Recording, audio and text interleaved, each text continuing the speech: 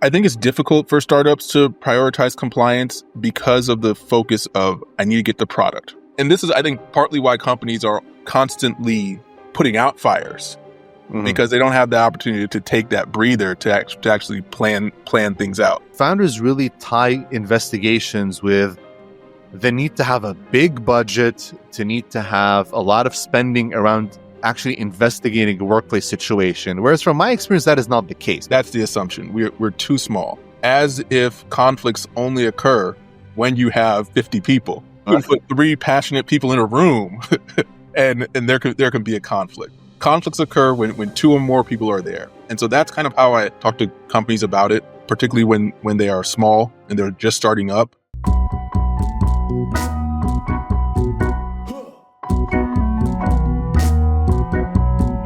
Welcome back to another episode of Organized Chaos, the podcast for founders and HR leaders navigating the wild ride of scaling growing companies. I'm your host, Nahat Kerala, and today we're diving into a topic that many startup leaders think they can put off until later but shouldn't: HR compliance. My guest today is Halisi Tambuzi, founder at Workplace Investigators LLC. With his legal background and extensive experience in workplace investigations, Halisi has become a go-to expert for companies looking to build compliant HR operations from the ground up. He's helped many growing businesses of different sizes avoid costly compliance mishaps and navigate workplace issues before they become major problems. What I love about Halisi's approach is that he doesn't just investigate problems after they happen. He helps companies get organized and build compliant HR operations that prevent issues in the first place. And for those of you listening who are thinking, we're too small to worry about this kind of stuff, well, Halisi is here to tell you why that mindset could be one of your biggest scaling mistakes. So let's jump right into my conversation with Halisi. Halisi, welcome to the show, sir. Been super excited to have you. And, this is the first time we've talked about compliance in HR on this show. And you're the right person to have this conversation with. So before we dive into it, I'd love it if you could introduce yourself to the listeners and really walk us a bit through your career and what got you to this point. Yeah, thank you for having me on the podcast. I think this is excellent. We've been in contact and on LinkedIn, and so I'm very thankful just to have the opportunity to be up here.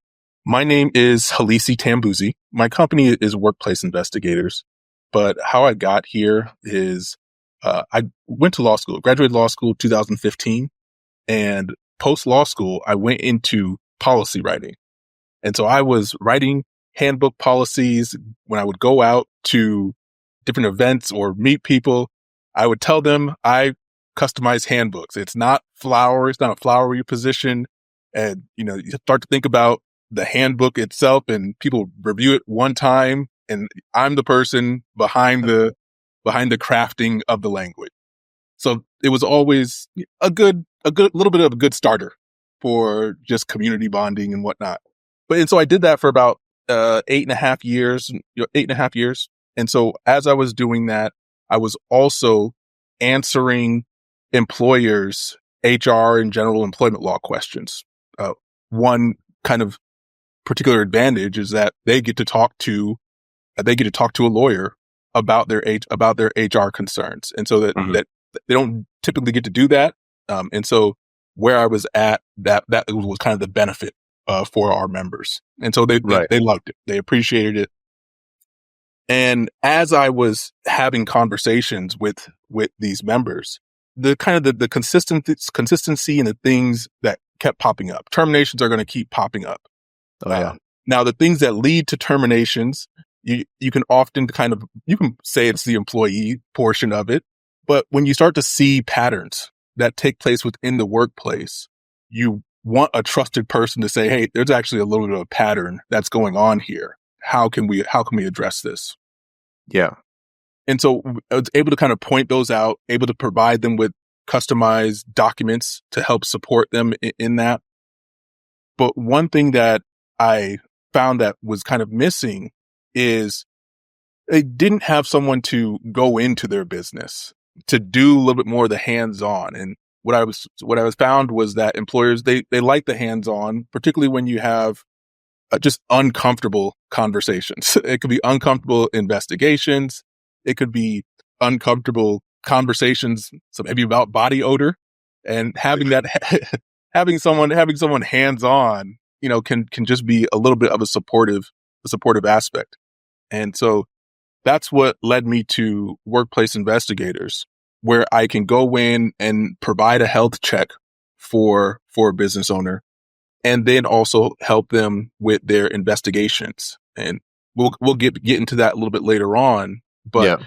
investigations that have a conflict of interest, those are the kind of very difficult ones where you need a third party to make sure that they are handling the situation well. Just because if you're the one investigating yourself, it's not going to look good.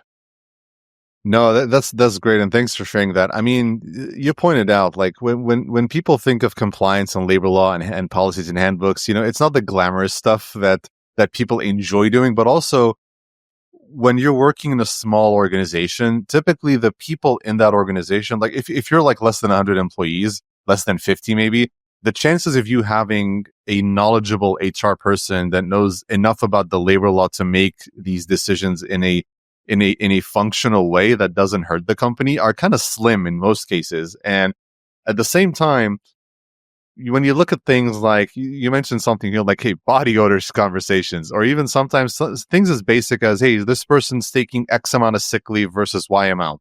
And these little things, they might seem so trivial, but they can lead to some serious implications on the business if they're not handled properly.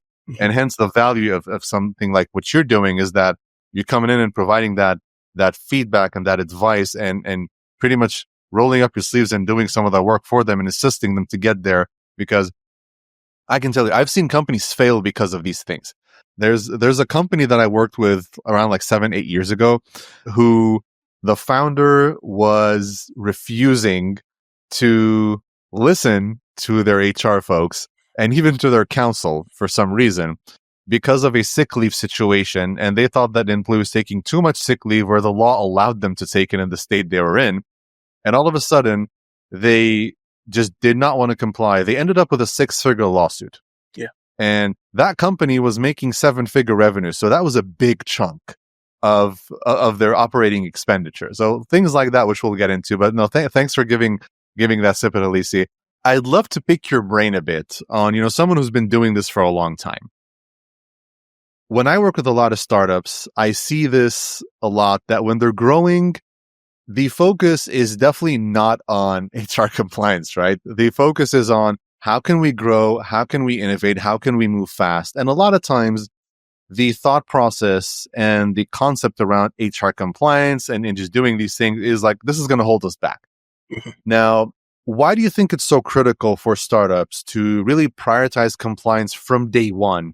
And what are the risks that you've seen in your experience of not doing so and really neglecting it? I think it's difficult for startups to prioritize compliance because of the focus of, I need to get the product. I need to get I need to get the clients in there. I need to get the service. I need to tweak the service so it's perfect. I need to add value for the client. The last thing you kind of need as a startup is clients leaving.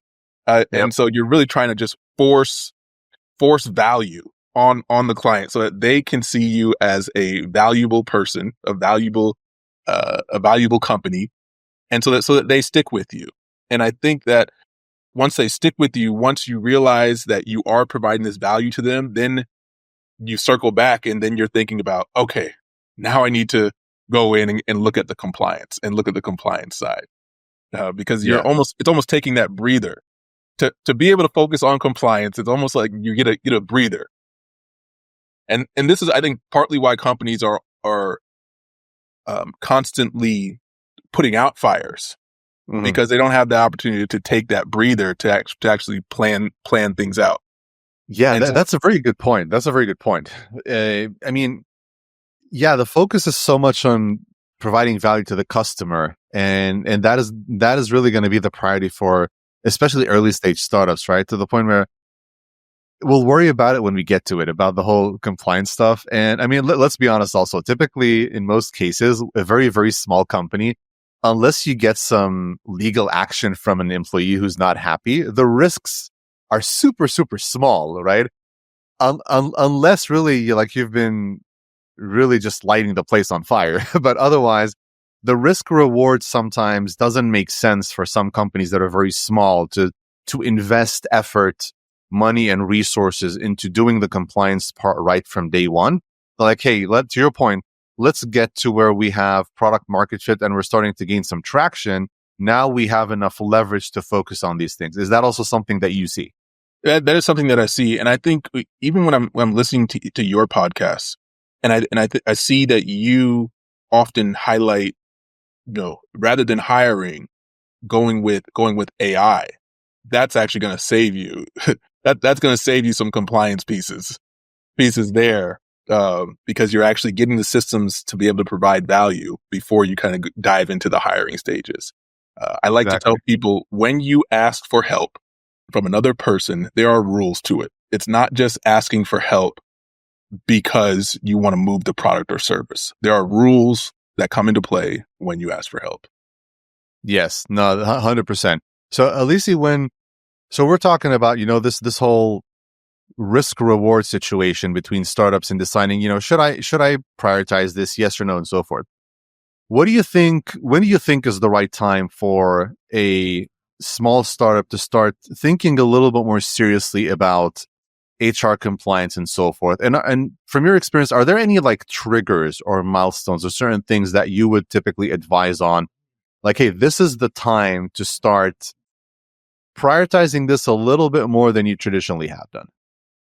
I think when you are looking for assistance from when you're thinking about hiring, that's the time you want to start doing compliance, because the one employee versus the 50 employees, your employment records, you're still going to need to do that. So if you start doing it at the 20 employee count, you have this time loss piece.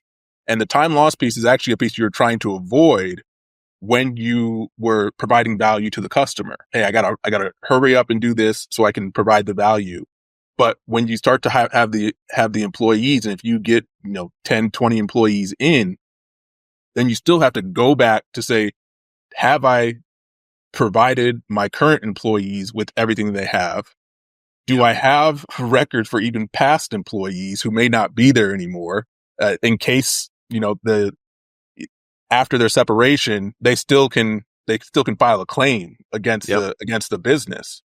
So you still need to go back and see, do I have all these previous records for former employees? And so that's a time loss suck essentially that you're faced with. And I think that's one of the negative aspects of waiting too long to prioritize compliance. And rather than just doing it from that initial person, that initial first employee that you have, and now you're building a practice of making sure that their personnel records are in place, making sure that your onboarding process is correct. And so that you're able to build off of that rather than having essentially to go back and redo things. No, I love what you just said. I mean, this is something that you don't decide to switch on when you feel like it, right? Because at the end of the day, although like I'm an HR person, the compliance piece for me is something which probably I enjoy the least in HR work, right? But it is one that I usually look at first when I work with any company, because it is the law's the law, and it's not up to you whether you decide to, follow what it states or not, because you end up having issues if you don't. And to your point, I mean, if you get a claim from an employee when you're at 5 employees or 10 employees, it hurts to show if you cannot prove that you've been handling your stuff in the right way, it's a bad look for you. Even more so, something that I typically say to founders, especially those who are very focused on the product and business side, there are so many compliance pieces that are outside of HR that actually link back to HR. Like let's take an example here.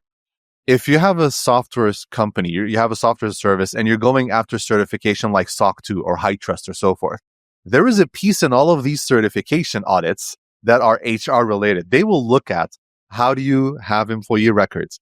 Do you have the right policies? Have people signed off on them? When you hired someone, what was the process? Has it been consistently handled between different people for the role?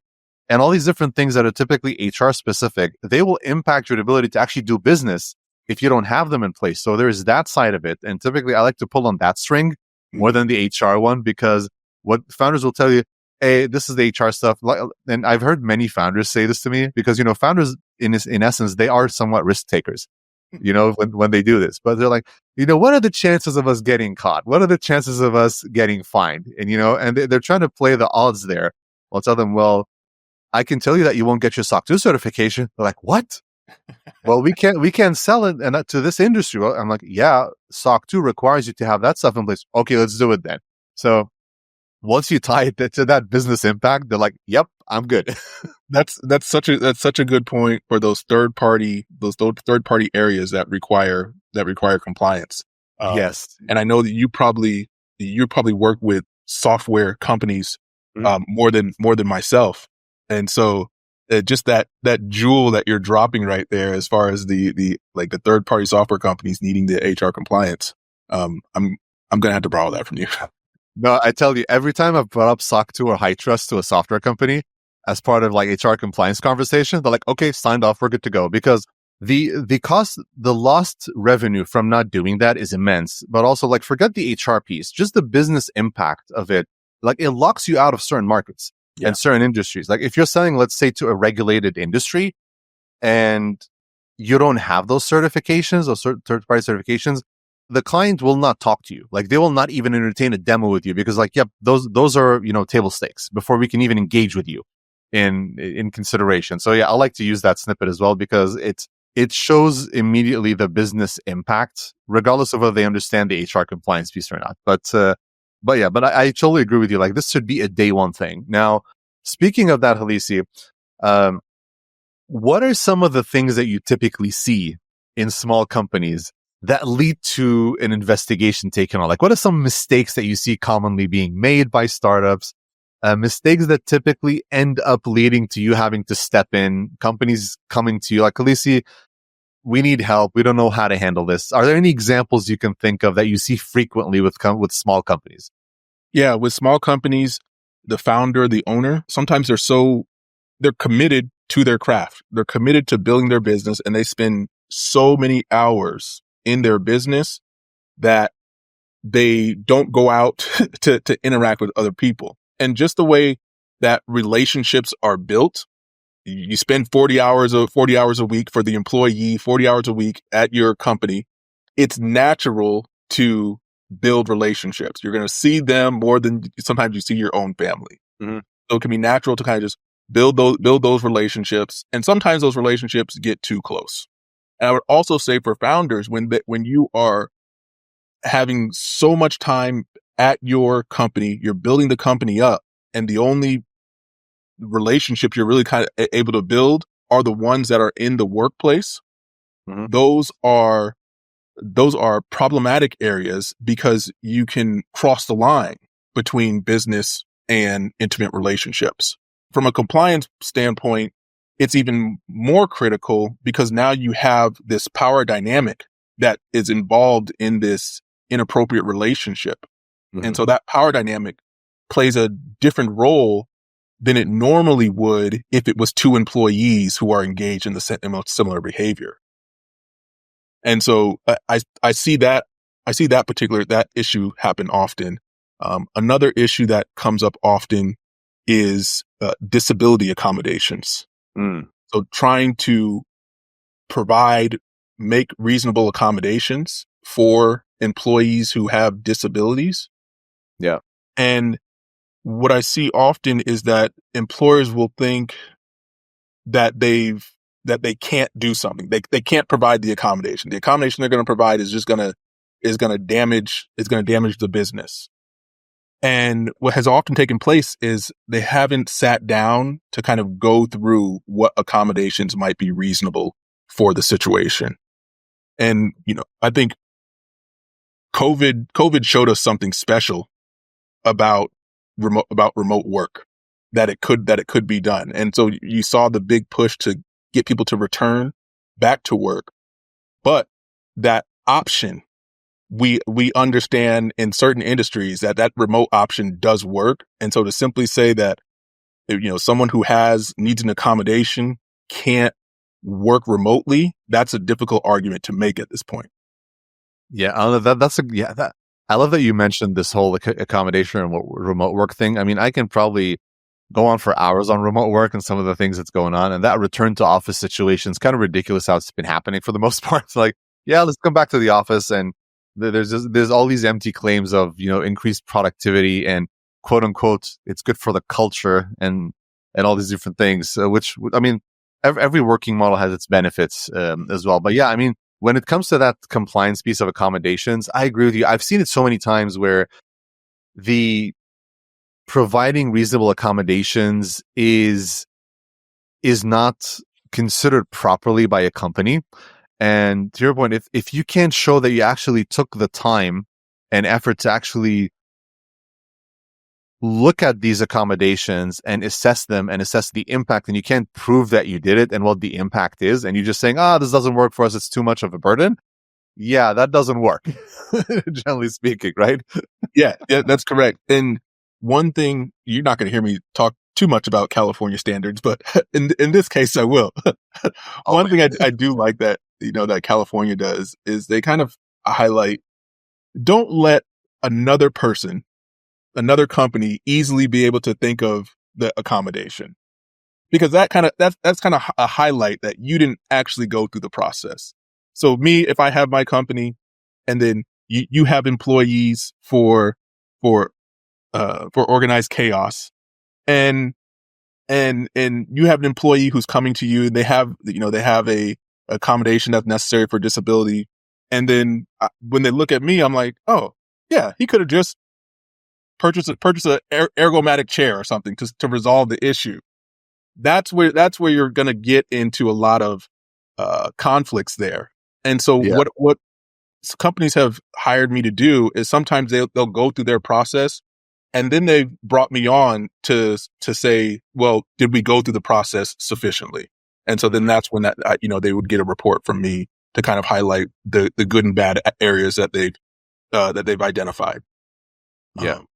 So that's how kind of companies have used me for their investigation purposes, or to just come in when there's a conflict of interest to do investigation for them.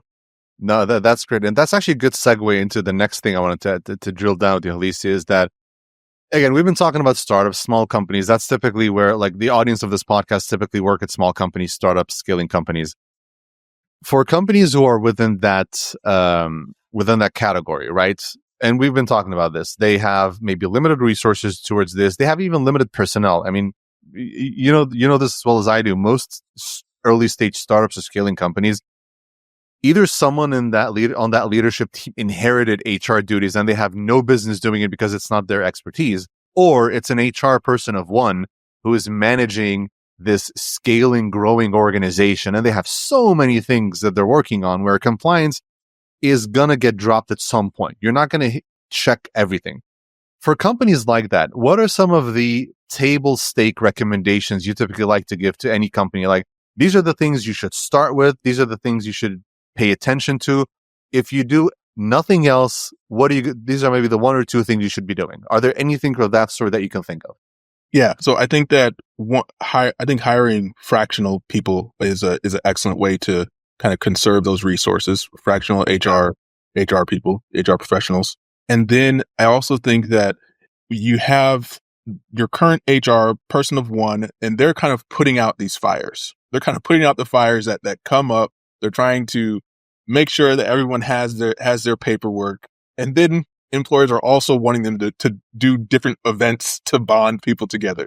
So one tool that can be done is to hire a HR professional to kind of go through your kind of previous employees, or the ones who aren't there, who aren't currently having fires. That can release the current HR professional who's there to kind of focus on the work that has to be done on a day-to-day basis. And so now you can kind of clean up those pieces that you may have not given so much attention to. And then when you also have the additional fractional person there, so that you're kind of conserving your resources, but also handing projects over to them. So I think that kind of combination of piece of tools together can kind of help assist.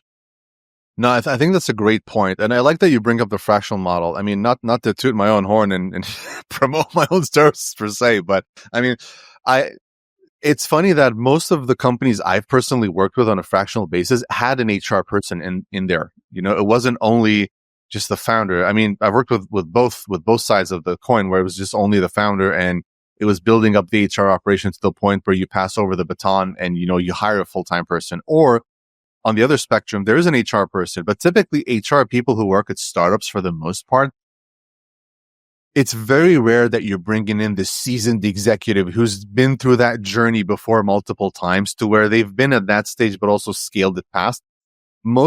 You see that more in VC-backed companies because they have the funding to actually bring someone in like that. Whereas most bootstrapped companies, they don't have that caliber of individual. And it is beneficial for them to go with the fractional model because essentially what you're doing is that you're paying, you know, non-superstar money for a superstar talent because they're not spending their entire day with you. You know, they're self-employed, they're fractional, whatever it is, but they're giving you that insight and they're giving you these shortcuts that will save you so much money down the road to where it makes sense. So yeah, I think that's a great point to make. And I love that you talked about really like get someone in to handle some of the backlog of stuff that's happened previously and tightening that up because to your point, the moment you start bringing in people is where you need to start getting your act together because if anything should go awry or your audit, whatever it is, you need to be able to open the books to as early as possible and go in from there. So yeah, completely agree with that one.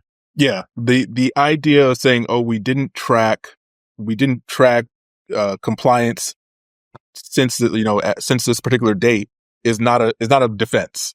Exactly. And to your point, I'm sure you've heard that many times before from companies, as I have. Well, you know, we were too small and we didn't track it. We did not, and I've heard it before. Like we didn't need to track, and I'm like, well, yes, you did. But exactly, yes, you did. That's the moot point. That's the moot point. Now, how do we go back and try to try to get all these records in place?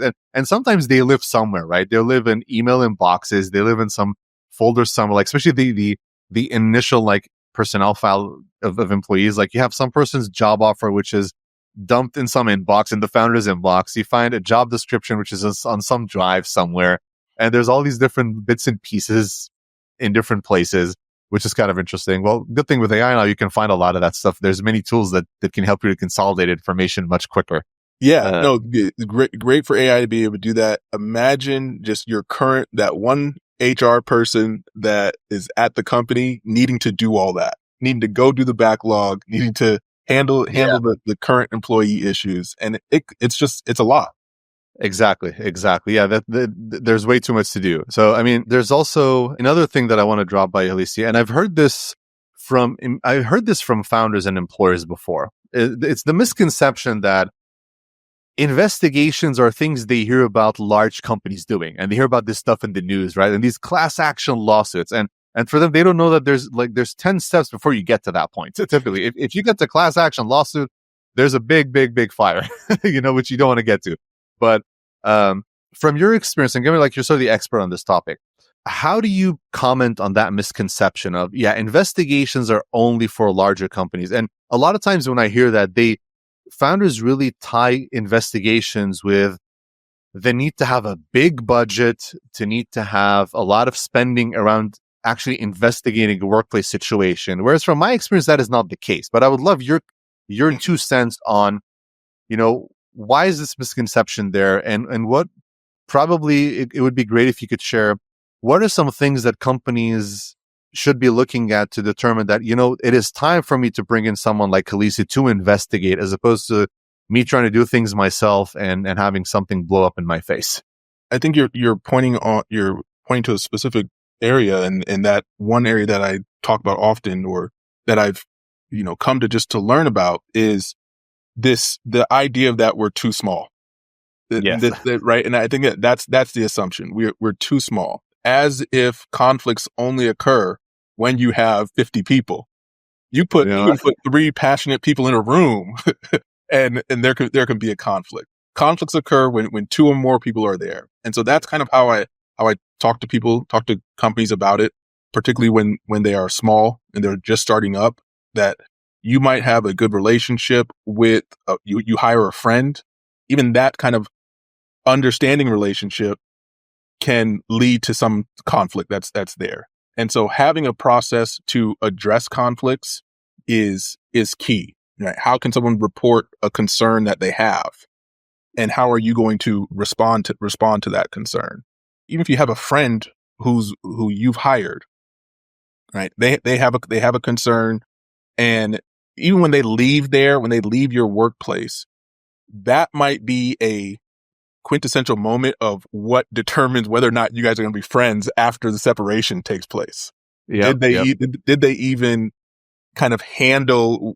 Did they listen to you when you were trying to help them with their business? And Exactly. you could potentially lose a friendship. So I think one of the key things are that conflicts don't occur just with large people. If you add 1, 2, 3 people into the mix, you have the potential for a conflict. And so Exactly.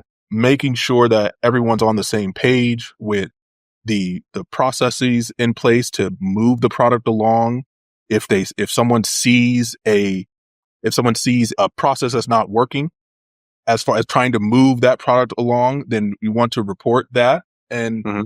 and I think if you have an employee who is highlighting that there is a deficiency with the process to prevent that product from moving along quickly, that should be appreciated and welcomed. And you and I met through Christy and her Yes. engagement academy, and that was one of the things I love so much, is that it was kind of forcing employers to ask questions to their employees about their product or service and their willingness, desire to be at that company.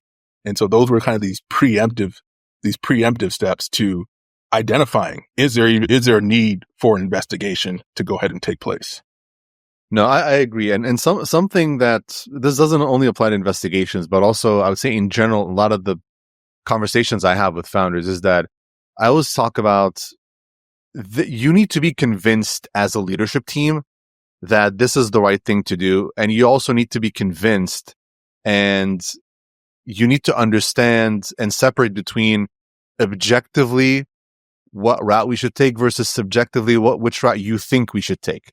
And a lot of times I feel that founders and leaders, especially at smaller companies, and especially the first time leadership team, because a lot of startups typically, especially if they're first time founders, a lot of their leadership team also end up being first time leaders. It's the first time they handle these things. So there's this assumption that because I think it must be true, right? Because they don't have the context and the knowledge about these things, to where they assume that, well, I think this person's taking too much vacation time. I don't like it. I'm going to block it. Or, hey, this person's been, you're having a baby. Great. Well, you can't be out more than 3 weeks or 2 weeks, right? We can't operate without you. Well, yes, she can. Yeah. So things like that sometimes lead, like what I've seen in a lot of cases is that leadership team has actually shot themselves in the foot by the behaviors and their unwillingness to really concede that, yes, there is objective information you need to abide by, and you need to make decisions accordingly, regardless of what you think and what your personal opinion is on the matter. Those two things are disconnected. What the law requires you to do is very different than what your personal opinion on the matter is, right? And so sometimes it's really as simple as that. It's like, yeah, they're not convinced that this is how it should be handled, but unfortunately, you'll end up hurting your business more than actually helping it if you do not really sit down and listen and talk to the people like yourself who know this stuff and who can guide you into resolving any conflicts of this sort in a manner which is a win-win for you and your employees, and helps you with retention, helps you with building your employer brand.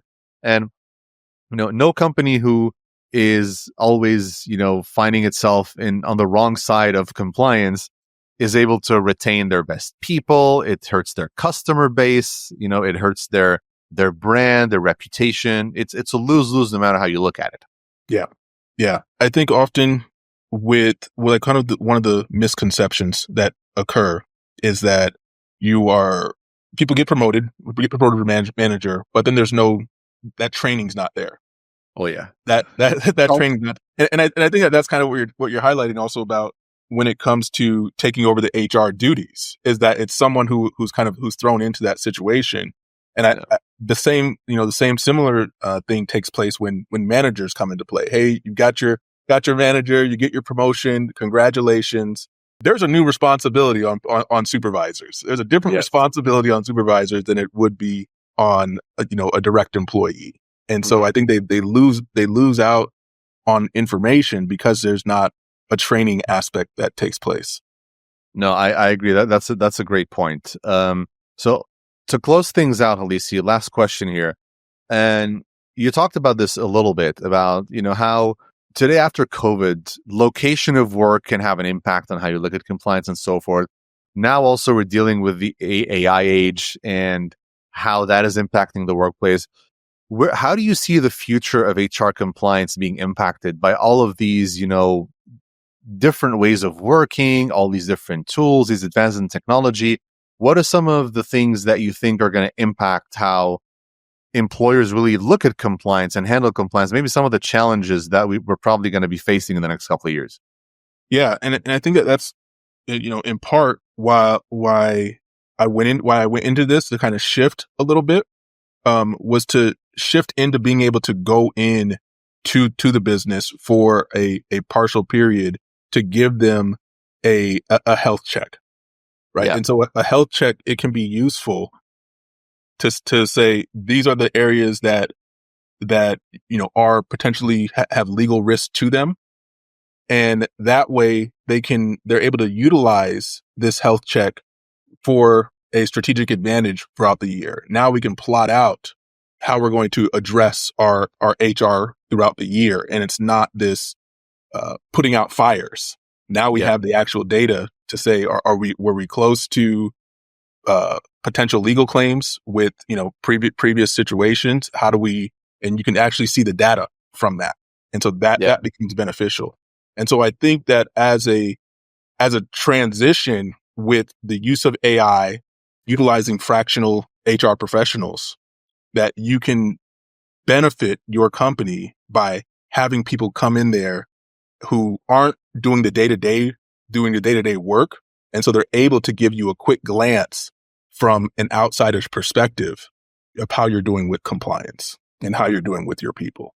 Yeah, no, that makes a lot of sense. And I know also that you have a free HR health checklist on your website. And what I'm going to do is I'm going to make sure that the audience has access to it. So it'll be in the show notes. Definitely recommend checking that out. It's a great way to, get a sense of where you are. And if you want to learn more, definitely reach out to Halisi. But on that point, Halisi, if anyone wants to reach out to you, they have an HR compliance question, they need help with an investigation, they want to pick your brain on a certain situation going on with them, what is the best way to reach out to you? Best way to reach out to me is go to my LinkedIn profile. Spell my name, Halisi, Tambuzi, Tambuzi. So, and I'll have a link to that in the show notes too. Yeah. They can go to my LinkedIn, send me a message there. I have my email is available.